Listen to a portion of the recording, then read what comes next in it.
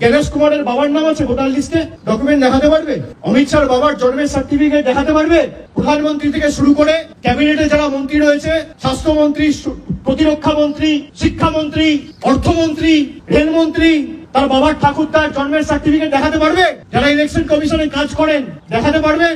স্থানীয় যারা বিজেপির নেতারা যদি এখানে ঢোকেন, ঘিরে ধরবেন এদেরকে, বলবে বাবা ঠাকুরদার সার্টিফিকেট নিয়ে আয়, তারপর প্রচার করতে আসবে। বাবা ঠাকুরদার সার্টিফিকেট নিয়ে আয়, তারপর প্রচার করতে আসবি। বেঁধে রাখবেন গাছে, পোস্টে বেঁধে রাখবেন, হাত তুলবেন না। আমরা শান্তিতে বিশ্বাস করি। বলবেন সার্টিফিকেট নিয়ে আয়, তারপর তো দড়ি খুলবো। যা, তোর বাবার সার্টিফিকেট, বাবার বার্থ সার্টিফিকেট, তোর দাদুর বার্থ সার্টিফিকেট, তোর ঠাকুরদার বার্থ সার্টিফিকেট, আর তোর দিদিমার বার্থ সার্টিফিকেট। তোর অমিত শাহ, মোদী সরকার যে আমাদের থেকে সার্টিফিকেট চেয়েছে, আগে তোরা সেই সার্টিফিকেট মানুষকে দেখা, তারপর কাগজ চাইবি মানুষের থেকে। আর কেউ ভয় পাবেন না। 4 তারিখ থেকে এসআইআর এর ইনিউমারেশন ফর্ম ডিস্ট্রিবিউট হবে। জায়গায় জায়গায় তৃণমূল কংগ্রেসের ক্যাম্প থাকবে, আপনাদের পাশে দাঁড়াবে তৃণমূল কংগ্রেসের কর্মীরা, অতন্ত্র প্রহরীর মতো আপনার পাশে দাঁড়িয়ে আপনাকে সাহায্য সহযোগিতা হাত বাড়িয়ে দেবে। কেউ ভয় পাবেন না, ভয় পাওয়ার কোনো কারণ নেই। মমতা বন্দ্যোপাধ্যায় না থাকলে ভয় পেতেন, তৃণমূল না থাকলে ভয় পেতেন। যতদিন আমরা আছি নিশ্চিন্তে থাকুন।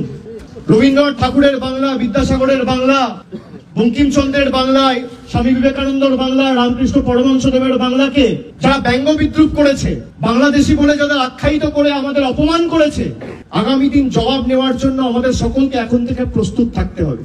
যে কটা ছাইপাস পড়ে আছে, আমি বলছি এরা যদি প্রচার করতে আসে, এদেরকে হিসাব চাইবেন প্রথমে, যে 11 বছর এদের সরকার ক্ষমতায় এই পানিহাটির জন্য, পাশে খড়দার জন্য, ব্যারাকপুরের জন্য কি করেছে। আর সেকেন্ড হচ্ছে বাপ ঠাকুরদার সার্টিফিকেট নিয়ে আসবি, তারপর ভোটের যে কোনো পত্র মানুষকে দিবি। যদি না দিতে পারে বেঁধে রাখবেন, আমি আছি। 4 তারিখ থেকে এসআইআর শুরু হবে, 4 তারিখ থেকে 1 মাস যতদিন ফর্ম বিলি হবে আমি রাস্তায় থাকবো, আমি আপনাদের পাশে এসে দাঁড়াবো, চিন্তা করবেন না। সুতরাং আমি সকলকে বলবো যে আপনারা একেবারে নিশ্চিন্তে থাকুন, ভয় পাবেন না। এলাকার প্রতিবেশী যারা আছে, বন্ধু বান্ধব যারাই ভয়ে আতঙ্কে রয়েছে, তাদেরকে আপনারা বলুন ভয়ের কোনো কারণ নেই। 5 জনকে বাংলাদেশি হিসেবে বাংলাদেশে পাঠিয়ে দিয়েছিল।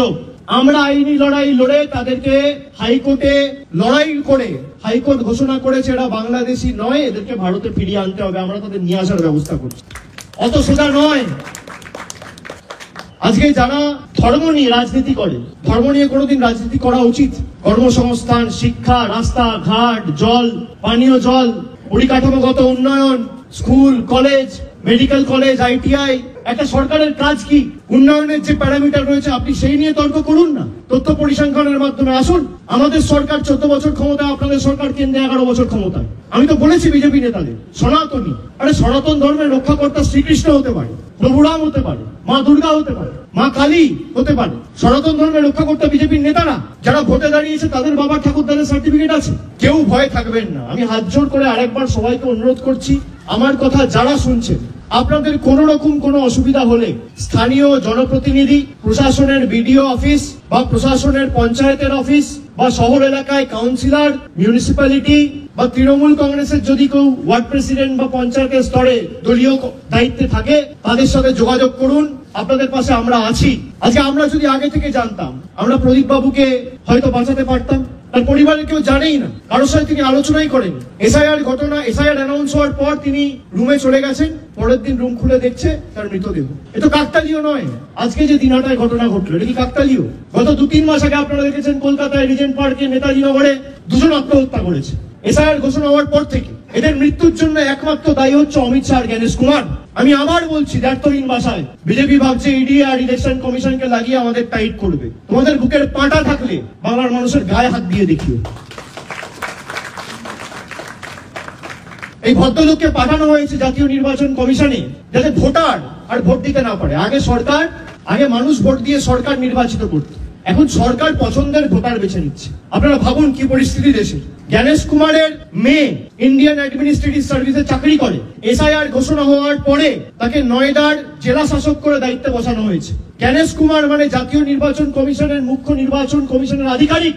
তার যে জামাই মনীষ বানসাল, তাকে সাহারানপুরে ডিএম করে এসআইআর অ্যানাউন্স হওয়ার 1 দিন পরে দায়িত্ব দিয়ে পাঠানো হয়েছে। এটা কাকতালীয় না কোইন্সিডেন্স? বিজেপি এতটাই ভীত সন্ত্রস্ত যে মানুষকে আর ভোটাধিকার প্রয়োগ করতে দিতে এরা চায় না। আর আমরাও সুনিশ্চিত করব যে আপনি একটা মানুষের মৌলিক অধিকার আপনি কাটতে পারবেন না। আপনার যত ক্ষমতা আছে আপনি CBI, ED, election commission, paramilitary force, high court, supreme court, media, income tax, SFIO, paramilitary force সব লাগান। আমরা মানুষের শক্তি নিয়ে রাস্তায় নামবো। গতকাল তৃণমূল কংগ্রেস মিছিল করবে এই পানিহাটিতে। সারা বাংলা জুড়ে একটাই স্বর, জাস্টিস ফর প্রদীপ কর। আরো ভালো ভালো খবর দেখতে সাবস্ক্রাইব করুন বাংলা হান্টের ইউটিউব চ্যানেল। বাংলা হান্টের আরো খবর দেখতে নজর রাখুন। বাংলা খবর মানেই বাংলা হান্ট।